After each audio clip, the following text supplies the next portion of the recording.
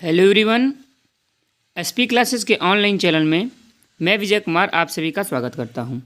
आज के लेक्चर में हम लोग देखेंगे बाल मनोविज्ञान का थर्ड चैप्टर अभिवृत्ति एवं विकास का अर्थ क्या होता है। चलिए स्टार्ट करते हैं। देखिए, धीरे धीरे ये सब जो चीज़ें होती हैं, आप ये एक ऐसी बुक है, छोटी सी बुक है जिसमें सारी चीज़ें बहुत ही अच्छे से एक्सप्लेन किया है। तो आप ऑप्शनल क्वेश्चन पर थोड़ा कम ध्यान देकर थोड़ी सी ये थ्योरेटिकल चीज़ें एक बार पढ़ लेंगे तो आपको पूरी तरह से आप ऑप्शन एकदम करेक्ट टिक मारेंगे, कोई भी इसमें प्रॉब्लम नहीं होगी। लेकिन आप एक बार पूरी तरह से इसको पढ़े रहेंगे तब। चलिए स्टार्ट करते हैं। अभिवृत्ति एवं विकास अर्थ। मानव विकास का अध्ययन शिक्षा मनोविज्ञान का एक अनिवार्य सोपान है। एक शिक्षक को बालक की अभिवृत्ति के साथ साथ उसमें होने वाले विभिन्न प्रकार के विकास तथा उसकी विशेषताओं का ज्ञान होना आवश्यक है। कहने का मतलब है कि जो विकास का अध्ययन है वह शिक्षा मनोविज्ञान का क्या है, एक अनिवार्य सोपान है। इसका मतलब कि विकास के अध्ययन के क्रम में ये जो शिक्षा मनोविज्ञान है वो आपको विकास के बारे में, बालक के विकास के बारे में किस तरह से बालक का विकास हो रहा है, ये पूरी तरह से वो एक्सप्लेन करता है। मानव और ये कहता है कि एक शिक्षक को बालक की अभिवृत्ति के साथ साथ उसमें होने वाले विभिन्न प्रकार के विकास तथा उसकी विशेषताओं का ज्ञान होना भी क्या है, आवश्यक है। आगे देखते हैं। मानव के अभिवृत्ति एवं विकास की प्रक्रिया। मानव की अभिवृत्ति एवं विकास की प्रक्रिया जन्म से पूर्व, जब वह माता के गर्भ में आता है तभी से आरंभ हो जाती है और जन्म के बाद शैशवावस्था, बाल्यावस्था, किशोरावस्था और प्रौढ़ावस्था तक चलती है। फिर से एक बार, ये क्या कहना चाह रहा है कि मानव के अभिवृत्ति एवं विकास की जो प्रक्रिया है, किसकी प्रक्रिया, अभिवृत्ति और विकास की जो प्रक्रिया है, जन्म से पूर्व जब वह माता के गर्भ में आता है तभी से आरंभ हो जाती है और जन्म के बाद कब तक चलती रहती है, शैशवावस्था तक, बाल्यावस्था तक, और ऐसे बढ़ती रहती है। शैशवावस्था में जाएगी, उसके बाद बाल्यावस्था में जाएगी, उसके बाद किशोरावस्था में जाएगी और फिर प्रौढ़ावस्था की क्रिया चलती रहती है, प्रौढ़ावस्था तक। मनोवैज्ञानिक फ्रैंक ने अभिवृत्ति को कोशिकीय वृद्धि के रूप में प्रस्तुत करते हुए कहा है कि शरीर एवं व्यवहार के किसी पहलू में होने वाले परिवर्तन अभिवृत्ति कहलाते हैं, जबकि समय की दृष्टि से व्यक्ति में जो भी परिवर्तन दृष्टिगत होते हैं वे विकास कहलाते हैं। ये किसके अनुसार था, फ्रैंक के अनुसार। हर्लॉक ने क्या कहा था, विकास के परिणाम स्वरूप व्यक्ति में नवीन विशेषताएं एवं नवीन योग्यता प्रकट होती हैं। विकास के परिणाम स्वरूप व्यक्ति में नई विशेषताएं प्रकट होती हैं और नई योग्यताएं भी क्या होती हैं, प्रकट होती हैं। ठीक है, ये किसका कथन है, ये हर्लॉक का कथन है। ठीक है, आगे चलिए देखते हैं। अभिवृत्ति एवं विकास क्रमशः निम्नवत हैं। अभिवृत्ति और विकास के बारे में क्या कहा गया है ये देखते हैं। अभिवृत्ति गर्भाशय से भ्रूण बनने के पश्चात जन्म होते समय तक उसमें जो प्रगतिशील परिवर्तन होता है वह अभिवृत्ति है। मतलब कि गर्भाशय में भ्रूण बनने के पश्चात, मतलब बच्चे का निर्माण होते समय, कहाँ, गर्भाशय में होते समय, जन्म होते समय उसमें जो भी प्रगतिशील परिवर्तन होता है, क्रम वाइज जो परिवर्तन होता है उसे क्या कहते हैं, अभिवृत्ति कहते हैं। इसमें केवल शारीरिक परिवर्तन होता है। अभिवृत्ति में क्या होता है, केवल और केवल शारीरिक परिवर्तन होगा।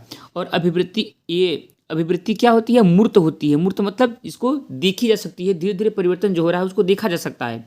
इसकी दशा एवं गति का मापन किया जा सकता है।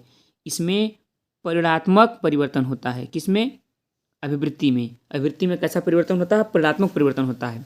नोट में कुछ बातें कही गई हैं।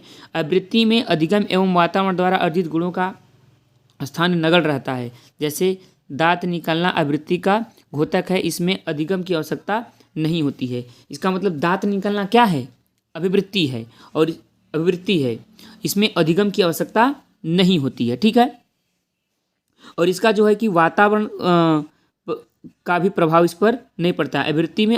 अभिवृत्ति में अधिगम एवं वातावरण द्वारा अर्जित गुणों का स्थान क्या होता है, नगण्य रहता है।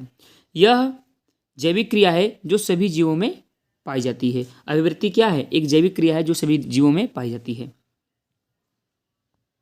आगे देखते हैं विकास के बारे में क्या बात कही गई है। विकास के बारे में,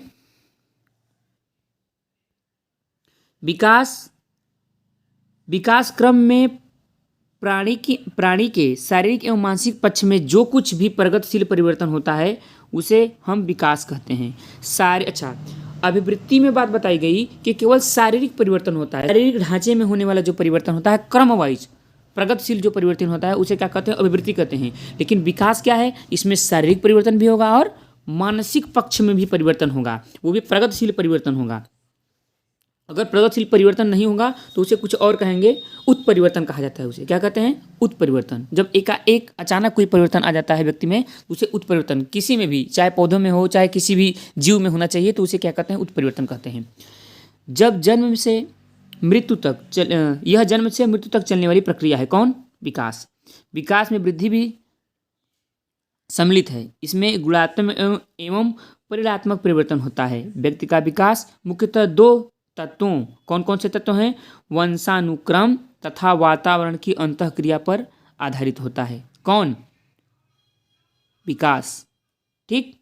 किस पर, वंशानुक्रम तथा वातावरण की अंतःक्रिया पर। वंशानुक्रम और वातावरण की अंतःक्रिया क्यों कह रहा है, क्योंकि वंशानुक्रम और वातावरण का जब मतलब कि अंतःक्रिया होता है तभी एक अच्छा किसी भी व्यक्ति का, किसी भी बालक का पूर्ण रूप से विकास हो पाता है।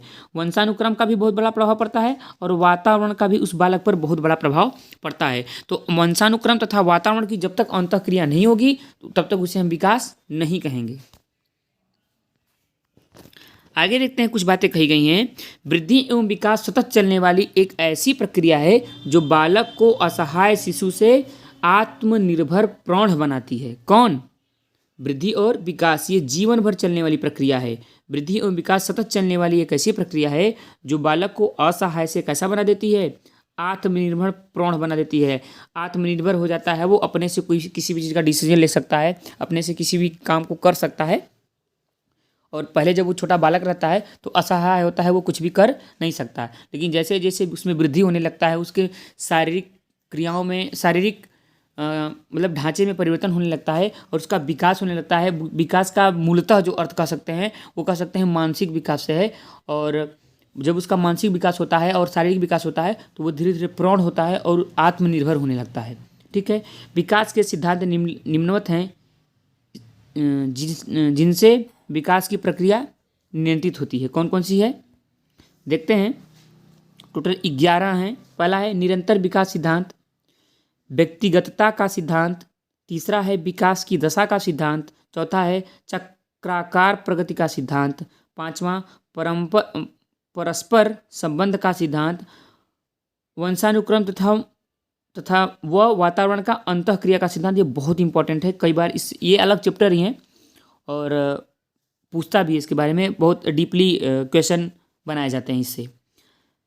सातवां है समन्वय का सिद्धांत, आठवां है परिमार्जितता का सिद्धांत, नौवां है विकास क्रम का सिद्धांत, 10वां है एकीकरण का सिद्धांत और 11वां है सामान्य से विशिष्ट प्रतिक्रियाओं का सिद्धांत। ये टोटल 10 सिद्धांत हैं। इसको आप एक बार पढ़ लेंगे और कहीं नोट डाउन कर लेंगे तो ये भूलेगा नहीं।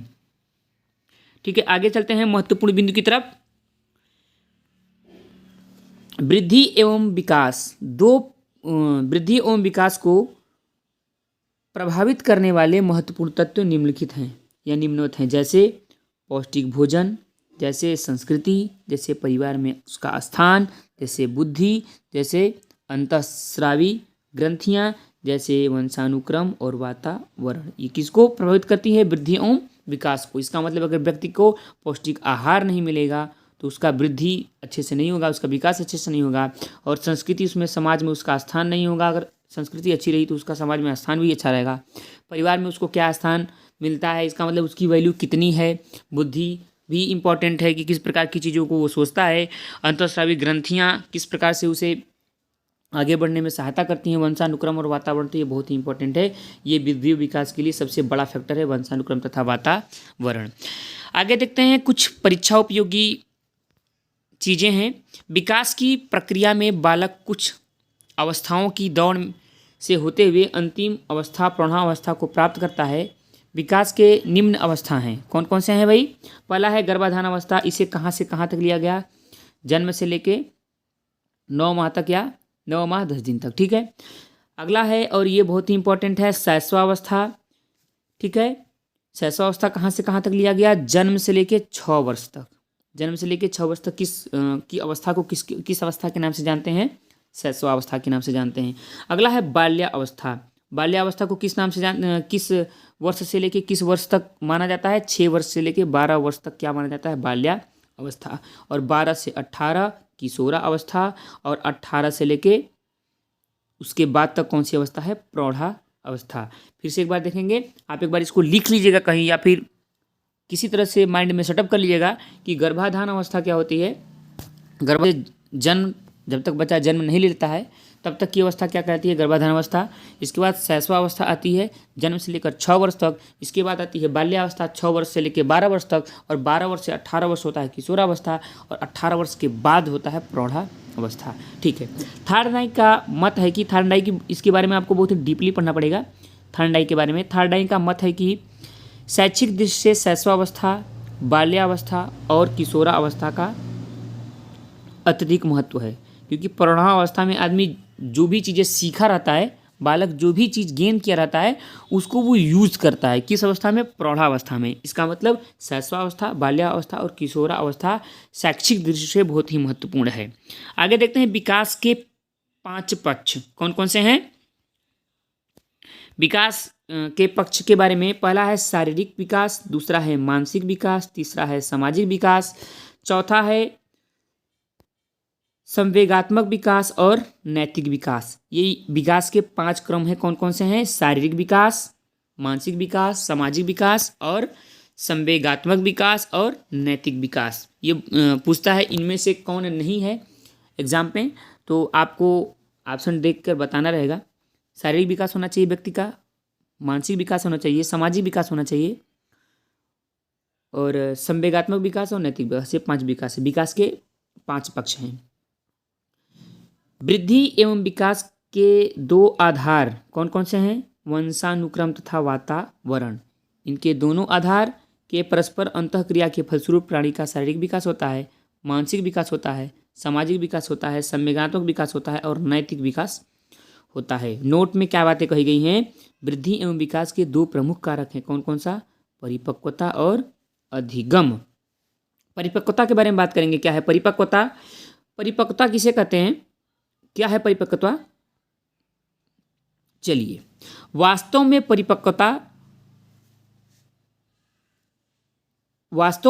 परिपक्वता आंतरिक अंगों एवं वंशानुक्रम से प्राप्त गुणों का समय के साथ दृढ़ता की दृष्टि से दृढ़ स्थिति को प्राप्त करना है।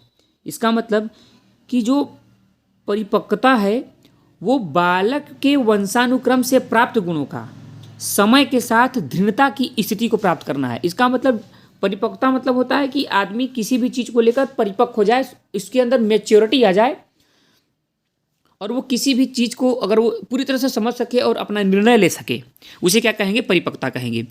अधिगम क्या है? अधिगम से तात्पर्य वातावरण के साथ समन्वय स्थापित करना, अर्थात अर्जित गुणों को प्राप्त करना है। ये क्या है? अधिगम है। परीक्षा उपयोगी एक दृष्टि में कुछ बातें कही गई हैं। कौन से सिद्धांत को किसने दिया है? ये बहुत ही इंपॉर्टेंट है। ये टॉपिक जो होगा वो आपके लिए बहुत इंपॉर्टेंट होगा, कई बार पूछा है टेट पेपर में, कई बार। इससे कम से कम मतलब पेपर बनना ही बनना है। 1 नंबर का क्वेश्चन यहाँ से श्योर है। क्या है? नैतिक सिद्धांत का विकास किसने दिया है? कोहलबर्ग ने। मनोलैंगिक विकास का सिद्धांत किसने दिया है? सिगमंड फ्रायड ने। शिक्षा विकास का सिद्धांत किसने दिया है? चोम्स्की ने। संज्ञानात्मक विकास का सिद्धांत किसने दिया है? जीन पियाजे ने। और मनोसामाजिक विकास का सिद्धांत किसने दिया है? इरिक्सन ने। आपको ध्यान देना है कि मनोसामाजिक कहेगा तो कौन सा हो जाएगा? इरिक्सन। और अगर सामाजिक विकास कहता है तो उसके हैं वोगोत्स्की। कौन है? वोगोत्स्की। आगे देखते हैं, ये आप लोग याद कर लीजिएगा। एक बार फिर से बताता हूँ। नैतिक विकास का जो सिद्धांत है वो कोहलबर्ग। मनोलैंगिक विकास का सिद्धांत किसने दिया है? Sigmund Freud. भाषा विकास का सिद्धांत किसने दिया है? चोम्स्की। संज्ञानात्मक विकास का किसने दिया है सिद्धांत? जीन पियाजे ने। और मनोसामाजिक विकास का सिद्धांत दिया है इरिक्सन ने। कुछ परीक्षा उपयोगी प्रश्न कुछ यहाँ पूछे गए हैं, उसको देखते हैं। परीक्षा उपयोगी प्रश्न, वृद्धि एवं विकास के कितने तत्व होते हैं? तो 2 ही तत्व होते हैं, परिपक्वता और वातावरण। अभिवृद्धि के लिए अधिगम की आवश्यकता होती है कि नहीं? तो अभिवृद्धि के लिए अधिगम की आवश्यकता नहीं होती है। व्यक्तित्व मापन के लिए मनोवैज्ञानिक सिद्धांत किसने दिया था? तो सिगमंड फ्रायड ने। नैतिक विकास के 3 स्तर और 7 सोपान का सिद्धांत किसने दिया था? कोहलबर्ग ने। संज्ञानात्मक विकास में कितनी अवस्थाओं का उल्लेख जीन पियाजे करते हैं? 4 अवस्थाओं का। कौन कौन सी अवस्थाएं? ये इंपॉर्टेंट है, इससे क्वेश्चन बनता है। कौन कौन सी? संज्ञानात्मक विकास का सिद्धांत किसने दिया था? तो जीन पियाजे ने दिया था। ये यहाँ से क्वेश्चन बनता है। और 4 अवस्थाएं थी, कौन कौन सी? संवेदनात्मक गामक, पूर्व संक्रियात्मक क्रिया, मूर्त और औपचारिक। ये 4 हैं और इनमें से पूछता है कि कौन है। एक ऑप्शन दे देता है और एक क्वेश्चन इस प्रकार से बनता है कि कौन नहीं है। तो आपको ये चारों याद होना चाहिए। संवेदनात्मक गामक, पूर्व संक्रियात्मक, मूर्त और औपचारिक। ये किसका है? 4 सिद्धांत किसने दिया था? 4 अवस्थाएं जीन पियाजे ने, संज्ञानात्मक विकास से संबंधित। ठीक है, आगे चलिए देखते हैं। कुछ वस्तुनिष्ठ प्रश्न है, बहुत ही अच्छे प्रश्न इसमें हैं। वृद्धि एवं विकास है एक दूसरे के पूरक हैं, एक दूसरे के समान हैं, एक दूसरे के विरोधी हैं, या कोई नहीं? तो क्या है? एक दूसरे के पूरक हैं। Option A. बाल विकास का निर्धारण किया जाता है बालक के वंशानुगत संरचना द्वारा, बालक संबंधी वंशानुगत तथा वातावरण दोनों की जटिल संरचना द्वारा, बालक संबंधी वातावरणीय प्रभाव द्वारा, या इनमें से कोई नहीं। ऑप्शन बी सही है, टिक भी लगा है पहले से ही। बालक संबंधी वंशानुगत तथा वातावरण दोनों की जटिल संरचना द्वारा। अगला क्वेश्चन है क्वेश्चन नंबर 3।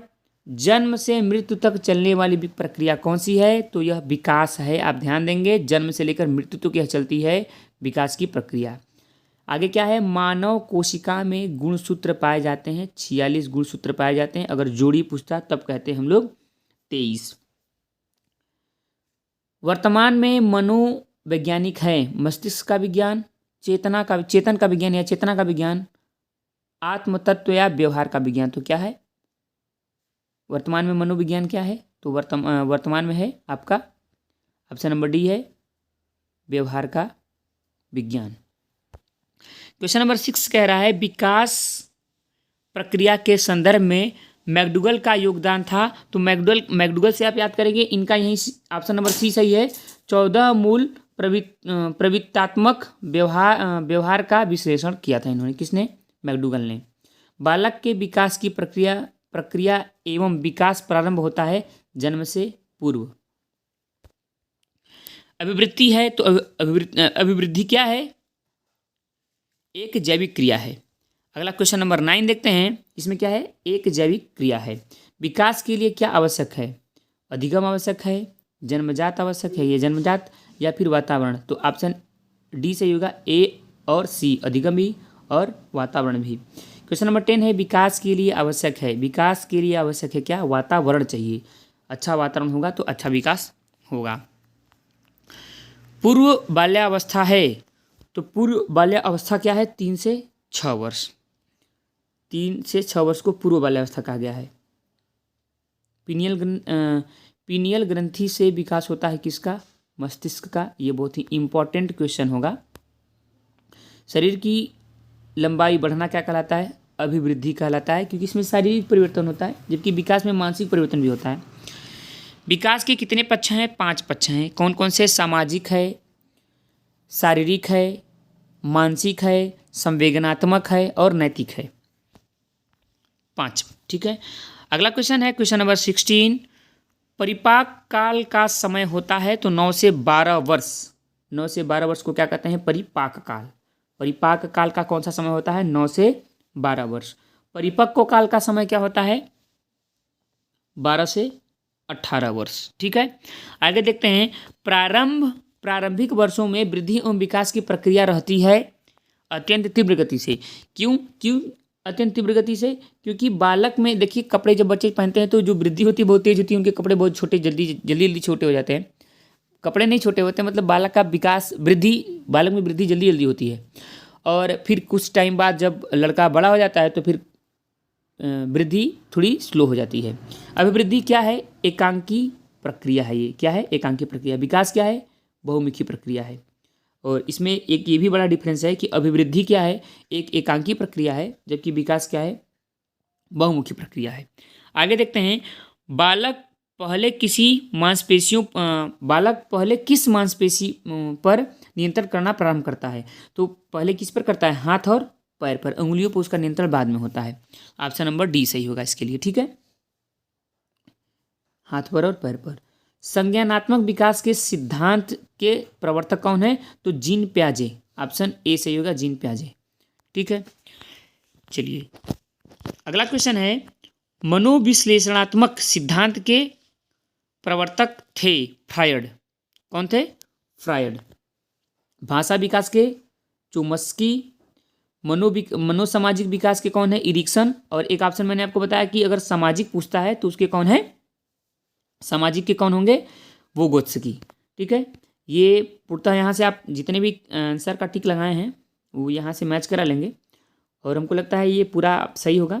ये चैप्टर पूर्णतः कंप्लीट हुआ। अगले लेक्चर में हम लोग बात करेंगे किसी अन्य टॉपिक के बारे में। अगर आप ये वीडियो अगर देखेंगे ना पूरी तरह से, एक बार केवल सुन लेंगे या देख लेंगे पूरी तरह से, तो आपको ये चैप्टर पूरा याद हो जाएगा। ठीक है, आज के लिए इतना ही रखते हैं। वीडियो को देखने के लिए धन्यवाद। अगर आप चैनल पर नए हों तो चैनल को सब्सक्राइब करें, लाइक करें और अपने दोस्तों के साथ शेयर करें। Thank you.